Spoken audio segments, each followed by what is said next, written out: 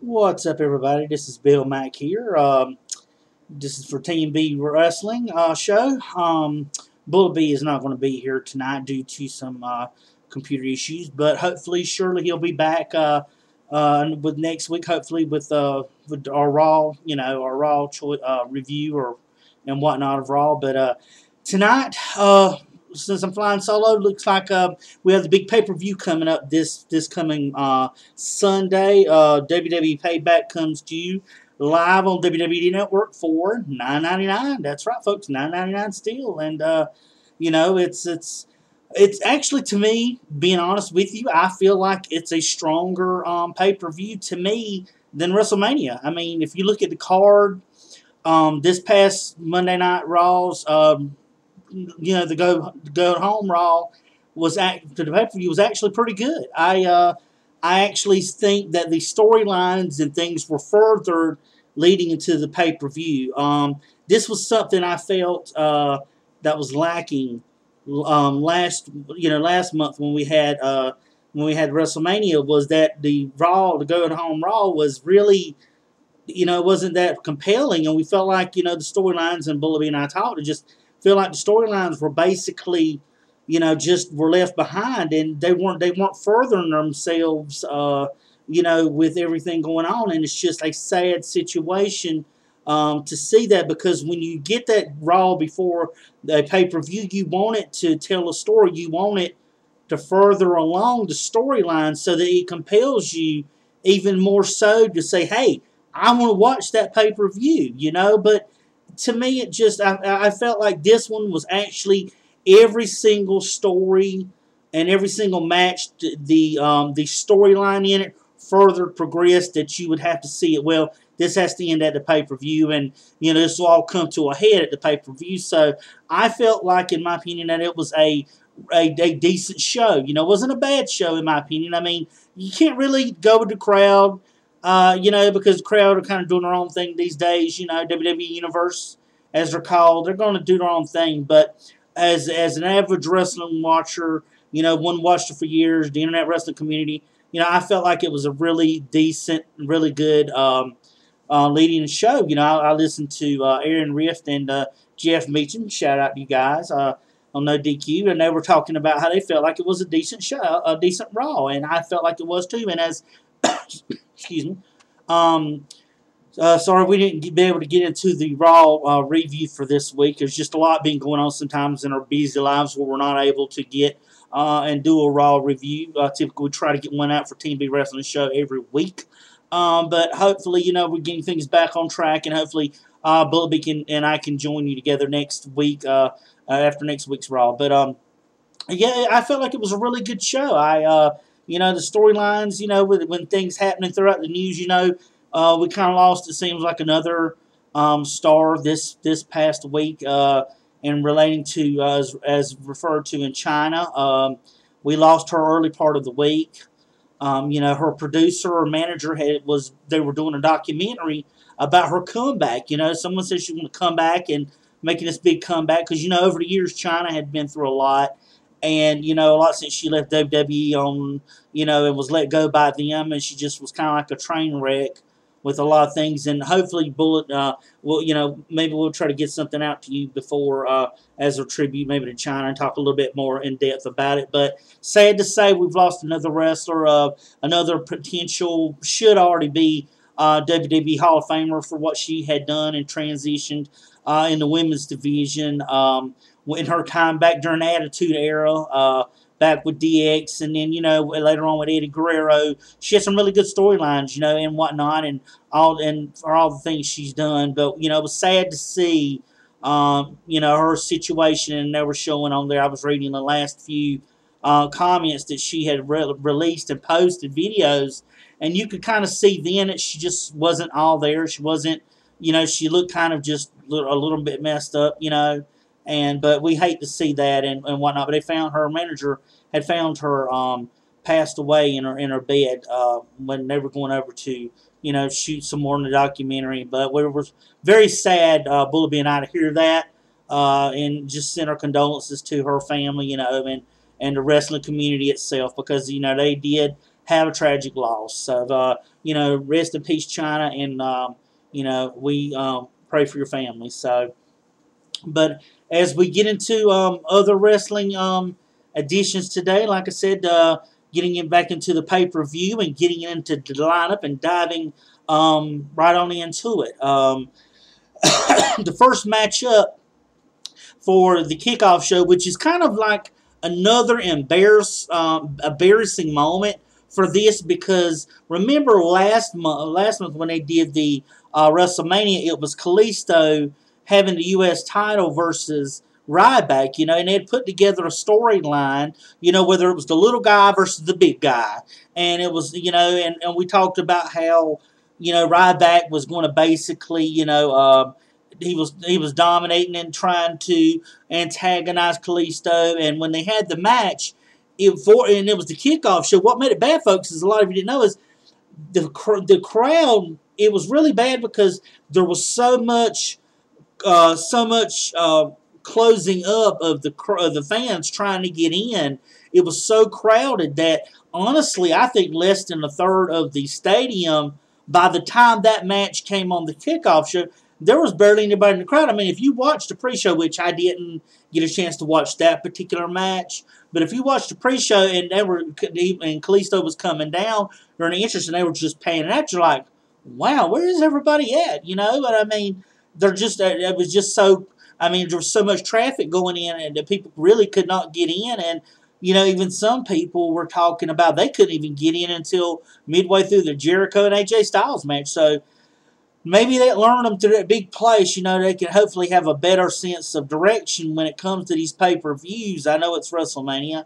I know it's a big-time thing, but it's just a sad situation to see it missed. But what made it worse was taking a prestigious thing like a title match and putting it on a pre-show when titles are supposed to be valuable and they're supposed to be worn and defended and prestigious. And the way WWE treats titles is like how they would treat, like an old shirt. They can throw it around. If it wants to sit up, we'll hang it up one time. If it falls on the floor, oh well. It'll just lay there. Or if we throw it across the couch, it's fine there. Just wherever, it's fine. I mean, that's not what you want to do with titles or show the lack of prestige, no matter who has it. It's up to the commentators to help push these things. And they're giving the stories that the viewer is trying to bite into. And by not doing that, you're basically showing that you show lack of care about this title. And remember, the U.S. title, they did a whole thing. Remember, Dean Ambrose was champion when he was part of the Shield for a long time. But, he always just wore the title. We never defended it. People were like, well, the U.S. title's gone down. It's not prestigious anymore. And then you had John Cena come in and do his open challenge. And you're like, well, hey, John Cena's got the U.S. title. He's going to bring the prestige up out of it. And, I mean, that's good that he's trying, that he did. And, make it like a bigger deal anymore. So, to me, that was just a very sad time in it. And you thought, well, maybe John Cena now can do it. So you're not, hey, now it's a prestigious title again. That's what they need to make it happen. And then you had all these injuries, and it just got shuffled around. Excuse me.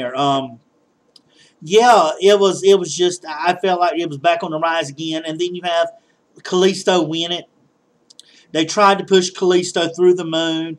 He was supposed to be the next Rey Mysterio, and nothing happened there. Nothing happened at all with that Ryback. And so Ryback really has, I mean, I feel like Ryback has really just ran his course. I mean, he's just, they don't have anything for him. It's like a lot of these guys, and like I preach every time we have our TeamB Wrestling Show, and Bully and I talking, we're always like, dude, all they need to have is creativity and creating these characters, and they always manage to drop the ball every single time that happens. It's like, Vince, when are you going to wake up and realize You've got these things in front of you, these wrestlers in front of you. It's a big guy. You like these muscle-bound guys. Why are you not doing anything with them? I mean, you're so stuck for so long on pushing like John Cena through the mountaintop, through the skyline, through the earth, through the solar system, but you left everybody else in the dust. And then we really seen what happened when Cena got hurt, then Randy Orton got hurt, then Seth Rollins got hurt, and then Cesaro got hurt. I mean, you've seen all these top tier guys, or these guys that were in good storylines. You started seeing what happens then. Then what are you doing for months? And now it's like, you pushing Roman Noodle Reigns right through the roof, and he's not getting over the crowd anymore, no matter what you do. I mean, you're not creative. It's just not listening. But anyway, not getting far off. But you had creativity with Ryback at one time, and you dropped it. So now, but Ryback is in that same category with the former League of Nations, which they broke up this past Thursday on Raw, and and you have all these guys that used to be top tier guys and are now laughing stocks, and they're not all in that same category. You just might as well throw them as a bland sandwich and throw them together and mix them up. It doesn't matter who you pull out, you're still going to get a bland, no matter, because you dropped the ball on it. But sad to see Ryback, and he's going to try it again. And I think this time, my prediction last month during WrestleMania was that Ryback was going to win, and he didn't. But I think they've tried to push Kalisto as best they could, and I feel like Ryback will this time. I feel like this time that Kalisto will eventually lose the title to Ryback, and hopefully create some more matchups, and the Lucha Dragons get back together and form the tag team where they can go back out and rejoin the refreshed tag team division, which WWE now has upon them. Thank God they do. So my first selection tonight would be Ryback defeating Kalisto during the kickoff show for the WWE US title. So that's my first choice. Up next, this has been a pretty decent rivalry to just start the last few weeks, but we see the next matchup is Baron Corbin. He's going to be taking to fight to Dolph Ziggler in this matchup. I feel like it's been I know that Baron Corbin kind of hung around the NXT for a while. He didn't, he had the Lone Wolf gimmick, but really didn't have that pizzazz and, that's big, just this charisma about him. But I think the last few weeks, with the Ziggler is a good guy to have a feud against if you want to try to get over, because Ziggler, believe it or not, can put on a good matchup. But Ziggler that's one thing Ziggler can do. If you let him, is cut a good promo when you let him.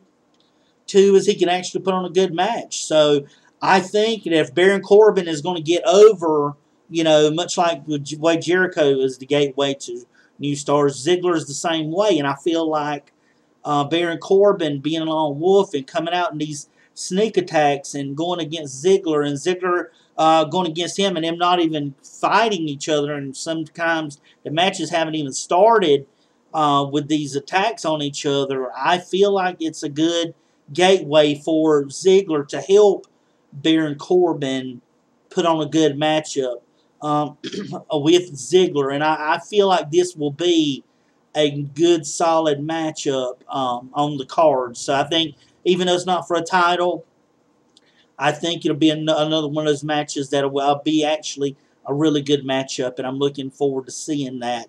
Now, and we've seen, back and forth through the weeks, it's kind of been tip for tap. It's been Corbin one time, it's been Ziggler one time, it's been Corbin, Ziggler, and it's just kind of been a evenly well thought out feud, and that's what WWE needs, is to have it even, because to me, I feel like they do too much of the, there's 4 weeks in the pay-per-view.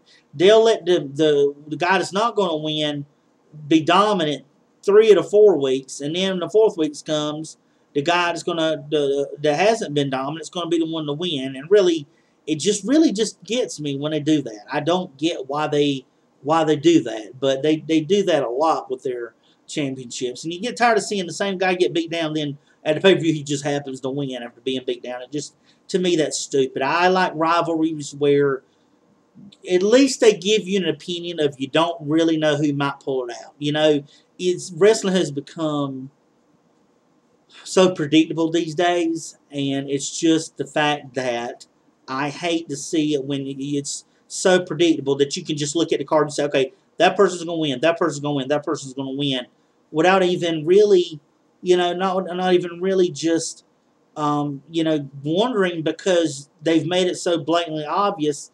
And the feud, you look at the feud and you're like, you know, what's happened? I mean, you know, I already know who's going to win this one, or you at least want to be like, well, I don't know who's going to win this. It could be a toss between either one of them.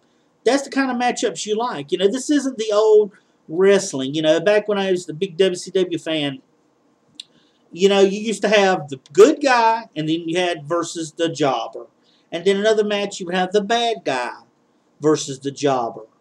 And then, you know, in WWE, it was the same way. You used to have these well-known faces or heels against a local town person or a jobber. And that was how a lot of the wrestling. Then you would have the heel versus face matchup at the end of the match. And that, to me, is very, very sad, you know, because to me, at least the good thing about today's wrestling is they try to make sure there's no... it's uneven like that. They try to make sure you don't really... Now, we know we're jobbers, but they're not the jobbers of the 80s. You know, they're not the jobbers of the 90s. They're, you know, you try to put them on even footing where they're at least on the evil playing field. You know, you didn't have a Jumpin' Joey Maggs versus, you know, Hulk Hogan, or, you know, whoever it may be. You didn't, you know, a Goldberg versus a Gilbert. You don't have those kind of matches anymore. It's kind of a even killed matchup. You know, if you have a Ziggler, you may have him going against a Del Rio, or, you know, someone of that faction, and you're not good. This is what I'm talking about. But not straying away from it and getting off topic here with it. But Baron Corbin, I feel like, you know, this is a good segue for him. Being on the roster, you know, he made his debut when he won the Andre the Giant Battle Royal here not too long ago, and it was good to see that, you know. And really, he's going to segue off of that into now having a good feud with Ziggler is really, you know, is a really good thing. Ziggler more than likely in my peak. My peak is, I feel like, since it's not WrestleMania, I feel like that Corbin could pull the upset and defeat Ziggler. So my choice and prediction for this matchup will be that I feel that Corbin will overcome Ziggler and pick up a win and get his first win, because it's not a big pay-per-view. It's not SummerSlam. It's not WrestleMania, Royal Rumble, Survivor Series. So I feel like if it was one of those, Ziggler probably would win it, even though, you know, it was... even though it would give Corbin a good rub, it's still good to go ahead. But since I think it's just payback, I have a feeling that Corbin somehow will pull out the win. So my upset for the pay-per-view, folks, it was this match, and it will be my pick is Baron Corbin over Dolph Ziggler in the Dolph Ziggler matchup. All right, next up we have a very, very good rivalry. This rivalry has extended for years. This is a childhood or growing up rivalry. And our next matchup involves two guys that have made their mark in the Indies. They've made their mark in NXT, and now these guys are making their mark in WWE in the main roster. And that leads us to this matchup between Sami Zayn and KO, Kevin Owens, which is my guy, KO. I think this is going to be a great matchup. Only if, and you'll put that little star, only if the creative allow them to maximize their abilities. They could put on a good matchup. These guys have, and I was watching a documentary. They were showing a documentary on WWE Raw the other day, and it was showing, them growing up, and you seen how they grew up in wrestling together, and they fought each other as good, and they were on the same team. They had a very, very deep respect for each other. Best friends out of the ring, and a lot going on. And it was just a good, feel good kind of story to see these guys as friends. And I think what made them bitter rivalries was when Kevin Owens found out that Sami Zayn was going to be called up before him to the WWE main roster. And remember, he got powerbombed off the side of the ring sides, and edge of the ring, and that hurt. He did it like twice, I believe, if I ain't mistaken. But he turned. They were going up together, and Sami was going to be called up first, and then Kevin Owens turned around, and I think he slammed him down, and then he just started pummeling him and beating down on him and hurt him. And he was all upset because even though this was his friend, he felt like it was his time to shine. He should have been called up first. Now, Kevin Owens has a big ego, folks. He is awesome. He does promos, but he has a big wrestling ego. And just by Kevin Owens basically realizing that, he hurt Sami Zayn. So Sami Zayn really didn't get a chance to make his official Raw debut. And Sami Zayn was like, well, I feel like it was hurting me to see Kevin Owens, because remember, Kevin Owens made his debut that night that John Cena had the U.S. title challenge. He came out there and he pop-up powerbombed John Cena, and everybody was like, whoa, who is this? And even me, man, I was like, whoa, to tell me that there's some guy going to come out here that's actually going to put it to John Cena, Captain WWE? I'm just surprised that of this happening, but being able to talk about it, was like, oh, but we knew Kevin Steen from when he was in NXT, when he was like in Ring of Honor and all these other indies, that he and Sami Zayn, Sami Zayn used to be El Generico under a mask. He used to wrestle in the indie scene. So we were amazed at him to come out there and kind of had to run. And me, I've just been a fan of his ever since, because he's the typical heel, and sometimes I'd have a tendency to choose a heel as a favorite of mine, but definitely Kevin Owens was, because his promo work and his wrestling ability, and he too can have a good match. So they just grew up, and now they have this bitter, hated rivalry. And then when they were coming up and had the Battle Royal for whoever, remember Roman Reigns and them had the Royal Rumble. Sammy, there was all 30 guys, and whoever won the title. And remember, Kevin Owens they were fighting, and he caused him a shot. And they've just been bitter rivalries ever since. And you see that basically, to me, was the fact that, it angered Owens. So Sammy's like, well, you messed my debut up. I messed your title shot up. So now we see that it is coming to a head. And over the past few weeks, they've been telling a good storyline, and that's what I'm saying. This is how, if you want WWE, if you want to intrigue more people, this is the kind of rivalry, this is the kind of storytelling you should be doing. Not just because they've known each other, but how they presented it. How it's been telling a story from a month ago, 2 months ago, until now, and how that rivalry is building up and coming to a head. That's how you should do it. You used to do that. Why you've gotten away from it is beyond me. But as we see the matchup here, and to me, and Kevin Owens, I want to see him win. It's tough for me to bet against Kevin Owens, but I know Sami Zayn hasn't had that big win yet. That's what's catching me about it, is he hasn't had that big win yet.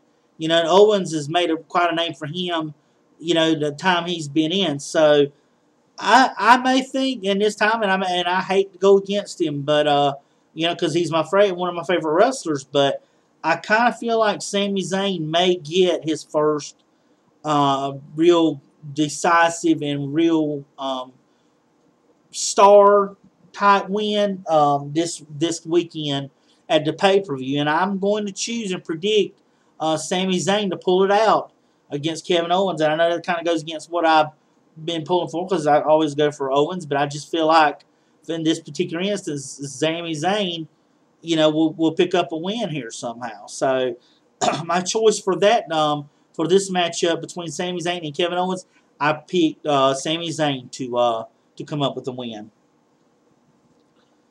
Up next, we have a first. Remember, the New Day have been the tag team champions for a while now, and we see that there. So when you have a champions that are untested, what you eventually do, you have a tournament. So over the past few weeks, they have had teams that have been in a bracket style format, been wrestling and competing on Raw and SmackDown, and whoever was to win the tournament would become the number one contender. So we have gotten to now the fight, whereas the finals of this tournament will be held Sunday at Payback. You have two very different groups and two very different tag teams. You have on one side you have the Vaudevillains, and on the other side you have Enzo Amore and Big Cass. Now the Vaudevillains is one kind of group of one tag team that their gimmick was working pretty good in NXT. The fans got it. It's catching a little bit, not as much as maybe people wanted to. But as you see, NXT and NXT fans have a kind of a bit of different taste, which is not a bad thing, which is a good thing. But they sometimes have a different taste than WWE, and what gimmick may work in NXT, as we've seen with Tyler Breeze, hasn't transitioned well in WWE. Now, that could not be same said for on the opposing side, which is Enzo Amore and Big Cass. Now, their team has really gotten the crowd reaction, and that's their sayings and their little catchphrases and stuff. The fans have actually been singing right along with them, and they bring energy, to themselves, and that's what you need to bring for the fans to get behind you, is having someone to go out and bring that kind of pizzazz and stuff to them. But to me, it's great to see them going through and generating the kind of heat that and crowd reaction that they have. And Vaudevillains is coming around. They're coming around slowly, but maybe their gimmicks will pick up and people where they can draw the heat, because I kind of not getting it myself. I mean, I don't watch NXT, but from what I get, it's kind of like they're bad. They're the heels of like 1930s or 40s wrestling with the funny kind of outfits and mustaches and stuff and accents. To me, it seems like old 20s and 30s wrestlers and stuff and whatnot. But that's what I get their gimmick is, at least from me. And the name Vaudevillains, I mean, that kind of tells you something old school. Enzo and Cash, on the other hand, they're very energetic. The fans do their whole shtick, as Enzo says it, and the crowd's behind him, and Big Cass, and they're behind him, which is good. You need to have some good young teams, and it could be too far different. I mean, you look at Enzo; he's very small, very short. He's the rocker kind of guy, or with the chains and whatnot, the spiky hair, the blonde hair, and Big Cass is just like a guy cross between Test and Edge. He's got that tallness to him, and he's got the look about him, and he's just a big man. So that to me is kind of an odd couple, which that to me actually does work out. A lot of places it wouldn't, but WWE seems to make the odd couples actually work out pretty good. And sometimes to me, actually pretty better than you would a regular tag team of the same size. So I just feel like that's just something that works for them. But they are getting over the crowd. I think the crowd's getting more used to them now. And in today's wrestling, that's what it's going to take. WWE is releasing, is actually introducing, introducing these new characters like the Vaudevillains, like Enzo and Cass, and like this, and to me, it's just, to me, it just takes time. Just give them time. Let them kind of just grow on the crowd. The crowd will start to react. You just have to give everything time.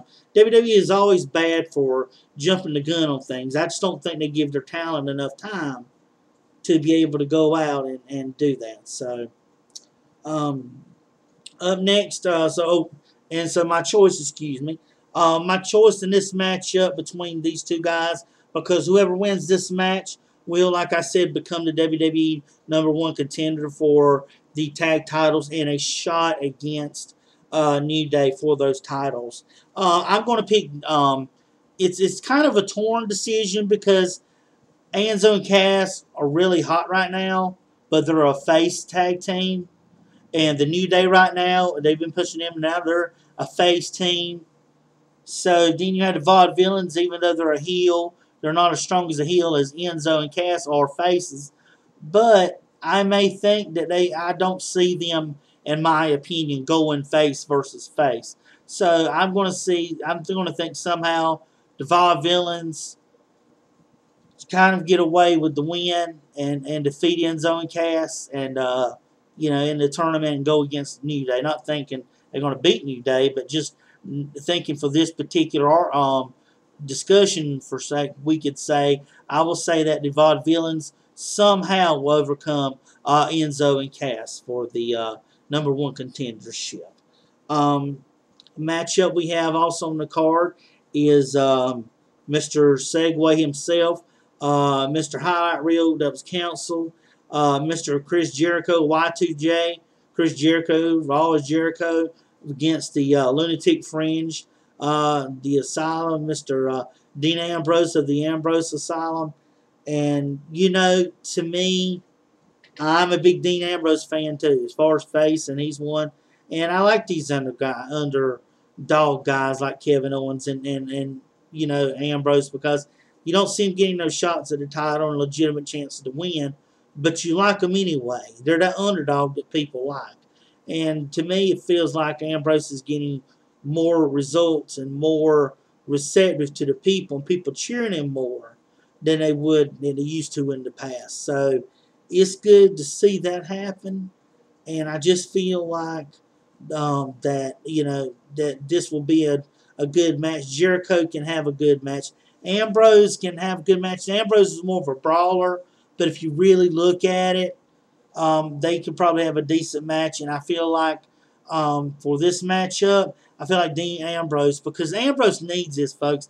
Jericho's had his moments. Jericho's had big wins. He was the first ever undisputed champion. I mean, he's beat The Rock. He's beat, Batista, beat all of them. And he's had his chances and stuff. But I just feel like now, and I've been seeing this the last 3 pay-per-views, and I've picked Ambrose every time, and Ambrose has lost because he looks so good coming into the pay-per-view. And then they just mess him up so badly during the match end of the pay-per-view. But you know what? I got a good feeling. I feel this time that Dean Ambrose is going to overcome Jericho and get a win. I just feel in my heart that it's just what's going to happen and what he's going to do. So these two have had a good rivalry here over the last few weeks. Jericho put Dean Ambrose in the Walls of Jericho on top of the desk, on the last Monday Night Raw. And it just showed you how strong Jericho could be and how Ambrose can be. So we see and get understanding that in this matchup, it's going to be a good matchup. So for me, my decision will be, I think Ambrose, excuse me, I think Ambrose is going to come out and pull out a defeat over Chris Jericho. And I think Chris Jericho will lose this matchup. But that'll be a good match. I just feel like he'll end up losing the matchup to Dean Ambrose. I feel like Y2J will indeed do that. Up next, we have what has been a kind of a real. I mean, it's a good feud for women. The women's title has actually, to me, had a good feud. You know, you've watched over the past few months. Charlotte, with the help of her dad, has retained the title. No matter what means necessary in doing that. You know, and we've seen different ones to go against Charlotte, a la Becky Lynch, Sasha Banks, you know, and we've seen all of these ladies come. And Charlotte, for one way or another, has always managed to come out on top, thanks large part to her dad. And this feud hasn't been any different. Natty Neidhart, she will be taking on Charlotte for the WWE Women's title. And you know, to me, it's been a good feud for the women. I haven't seen too many good feuds for the women's division, but I feel like with this feud coming out, Natty has been real animate about it. She's had chances to win it, chance to stop, and then she's seen that Charlotte's dad, Rick, the Nature Boy Ric Flair, has been an integral part of that. So what they have done now is, for this coming pay-per-view, Bret Hart will be in her corner to kind of settle things off so that Ric Flair can't put his part in it, his part in interfering and costing potentially a win for Natty Neidhart, because he has done that the last few weeks, as we've seen. Very sad, but we've seen that, you know, happen. So I feel like I still don't feel right yet with Natty winning it so much. I think she's going to be a good contender for that title, but I just feel like it's just still too soon with it being converted over to the women's title for them just to simply give her a month's reign and let it go. I think maybe a 2 to 3 month reign will probably be suffice with that. So my decision is that Charlotte, even though with her dad, will get some sort of help. With that situation. So all we can do is look forward to seeing what happens, you know, at the pay-per-view Sunday, and see if Bret will get involved with her match, as she has him coming to the ring with her, because she felt like he was the only one that could be able to handle that situation. So as we look in this matchup, and I look for Charlotte to retain the WWE Women's title in her match against Natalya. Up next, we see another title matchup, one that has kind of developed out of the last few weeks. Cesaro made his comeback after WrestleMania, and he's got this new like James Bond kind of gimmick. You know, he comes out and he has like that. Remember that at the beginning of James Bond, that spy hole would show up, and you would see him in the middle. Well, that's kind of what Cesaro's entrance is. And he has a suit, but he can tear away the suit and he'll have his outfit on and stuff. But that seems to be working for him, because he's had some good matches here. And I just feel like, you know, with the Miz, of course, the Miz will cut his promos and, you know, whatnot. And he's been doing that here lately. And, you know, and his wife has been with him too. So I guess they're trying to slowly drag her into the Divas. And I knew I was going to say it, Divas. I mean, the women's title matchup, and in her division. So Marissa to come back. So she's been kind of in that part as well. So we'll maybe see something with her going on with this world title match. But I feel like the Miz with as cool as he is, I just feel like he's going to end up going back down the mid card, and I feel like Cesaro was in for a push before he got hurt. So I think now that he's back, his gimmick is getting over. Hopefully, then that's when we're going to be able to know for sure. So and you know, it'd be fun to see Miz get his butt kicked and whatnot. But as we see in this pick, I feel like Cesaro may get the Intercontinental title. I feel like he will, because I feel like Cesaro can defend that title, can bring some prestige back to that title, and back into the WWE title family. So I'm going to pick Cesaro, even though Miz could be sneaky with Marissa. I just feel like that Cesaro could win at the very end of this matchup. So choice up for this matchup between Cesaro and The Miz. I'm going to pick Cesaro for the win and Cesaro to become the new IC title holder. So that's who my choices are for those particular matches up. And last but not least, folks, hold on to your roller coaster. This matchup here has been one that's been going on for the whole month. We've had Mr. The Guy, not a bad guy, not a good guy, but the guy, Roman Reigns Noodles, is going to take him and put on the line his WWE World Heavyweight title against the phenomenal one, AJ Styles. And this has been a good rivalry because you remember AJ won it a few weeks back at a fatal four-way for determination of who the number one contender was. Because we've seen, Roman Reigns won it from Triple H, and so now you have to have a number one contender. You put 4 top guys in there and have them go at it. AJ Styles was the one that ended up winning the match. And he's getting more used to the ring and more used to WWE. He's still got his accent, but I feel like he's doing a lot better off than what he used to do when he first started. And it's just getting better. The longer he's in it, the more wrestling matches. That feud with Jericho helped out. Now he's kind of branched off, but the only thing that scares me is he's going against Roman Reigns already. And that, to me, I just don't want it to kill his character, to kill his momentum, because they were bad for that with Cena. They'd bring somebody new in and they'd have Cena crush him, and you just never hear from him again. AJ Styles is one of my favorite guys from TNA, from Ring of Honor to TNA. Then he was with TNA, then he went over to New Japan with the Bullet Club, and went also too, and mentioning part of that too in a little bit is that Carl Anderson and Gallows, formerly of the Bullet Club with AJ Styles, made their debuts by attacking Roman Reigns behind after a matchup. And AJ Styles never jumping up and down and telling AJ they got his back and all this, that, and the other. He was trying to tell him, hey, I don't need you guys. I can fight it myself. And he went to Roman Reigns Noodles and told him, I'm not the one that brought him. He's like, I don't care. Bring them all you want. Da-da-da-da-da. But to me, I just feel like it's an important thing to see in this matchup and just not kill AJ's push. We know you're not going to give him the title because that would be one of the weirdest things after you fought for so long to give him back that title.